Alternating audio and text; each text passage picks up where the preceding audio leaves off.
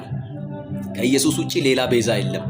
ቤዛነታችን የደም ስሬት ያገኘነው በኢየሱስ ክርስቶስ። ኢየሱስ ክርስቶስ የኛን ኃጢአት፣ የኛን በደል፣ የኛን መተላለፍ፣ የኛን ቆሻሻ፣ የኛን እርግማን ለራሱ አድርጎ ብቻውን በመስቀል ላይ ወጥቶ የተሰቀለው የአብ ልጅ ኢየሱስ ክርስቶስ ብቻውን ያድናል።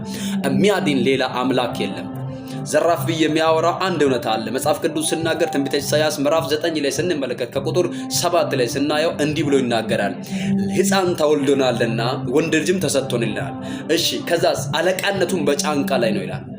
እርሱ አምላክ ነው። እርሱ ዙፋኑን በዳዊት ዙፋን ላይ ነው የሚነግሰው። ንጉስ ነው። ሌላ ንጉስ የለም። ይህን ቃል እየሰማችሁ ሩቅ ነው ቅርብ፣ ከአገር ውስጥም ከአገር ውጭም ያላችሁ የደረሳችሁ ሁሉ ሼር ኮፕሊንግ እያረጋችሁ ለብዙ ሰዎች እንዲደርስ 10 ጊዜ ኮፕሊንግ አድርጉ። ወዳጆቼ ፎሎ ያላረጋችሁ ደግሞ ፎሎ አድርጉ። እኔ ፎሎ ለመልቀም አይደለም፣ ለብዙ ሰዎች እንዲደርስ ነው። እመኑኝ፣ ለብዙ ሰዎች እንዲደርስ ነው። ቤዛነቱ የማይደበቅ እውነታው ነው። ኢየሱስ እውነት ነው። ሌላ በዚች ምድር ላይ የታረዳ አለ፣ የሞታ አለ። ኢቭን ብንመለከተው ብዙ ሐዋርያት ታርደዋል፣ ነገር ግን ቤዛ አይደሉም። እነርሱም ለሞተላቸው፣ ለተቀበረላቸው፣ ከሙታን በሶስተኛ ቀን ለተነሰላቸው ለእግዚአብሔር ልጅ ኢየሱስ ክርስቶስ ሕይወታቸውን አሳልፎ ሰጥቷል። ለምን?